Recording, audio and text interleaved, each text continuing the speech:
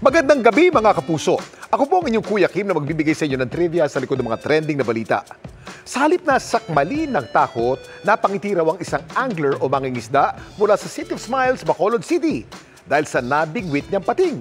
Anong klaseng pating ito at ano kaya ang ginawa niya sa kanyang nahuli?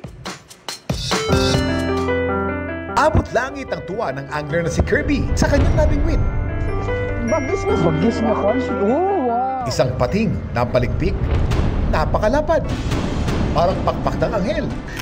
Kaya tinatawag itong angel shark.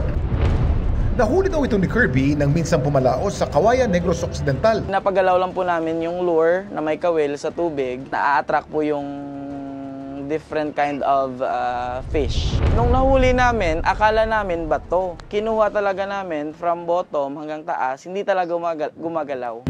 Pero nang iangat niya ito, dito na tumambad sa kanya ang angel shark na nasa 20 kilos ang bigat. Akala talaga namin is stingray na malaki. Nung naiangat na namin, yung itsura niya is parang may pakpak. Pero dahil batid ni Kirby na pambihira ang mga ito at bawal hulihin, kinuhanan niya na lang ito ng litrato at agad ding binalik sa dagat. Yung feeling kasi iba kasi yung nakuha namin is rare. Pero bakit kaya nagbistulang pakpak ng anghel ang mga paligpit ng angel shark? Kuya Kim, ano na? Ang mga angel shark o squatinidae, mga bottom dweller. Ibig sabihin, sila'y nakatira sa seabed at ang malapad nilang paligpik, paraan nila para mag-adapt sa pamumuhay sa pusod ng dagat. Ang kanilang malalapad na palikpik ay perfectly adapted sa kanilang ambush predator lifestyle. Malaanghel man ang anyo, pero huwag magpapanilang. Sila'y mababangis na mga hunter. Mahusay kasi sila mag-camouflage. So dagdag pa yung texture ng kanilang dorsal side na parang buhangin, merong batik-batik na kulay na parang cryptic coloration para madali silang mag-blend sa buhanginan. Pero sa kabila nito, marami sa mga species ng angel shark critically endangered na ayon sa IUCN o International Union for Conservation of Nature.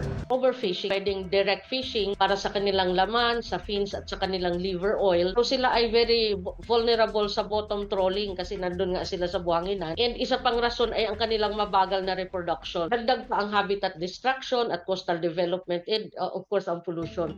Kaya tama lang ang ginagawa ni Kirby na ibalik sa dagat ang nahuli niyang angel shark. Basta endangered, release agad. Pero alam niyo ba na may isa pang isda sa dagat na gaya ng mga angel shark? Tila meron ding napakalapad na pakpak. Ano ang napakamakulay na isdang ito? Gaya ng angel shark, bottom dweller, at may napakalapad ding mga palikpik ang mga flying gurnard o Dactylopterus volitans. Kapag na-excite, binubuka ng mga flying gurnard ang kanilang napakakulay ng mga palikpik.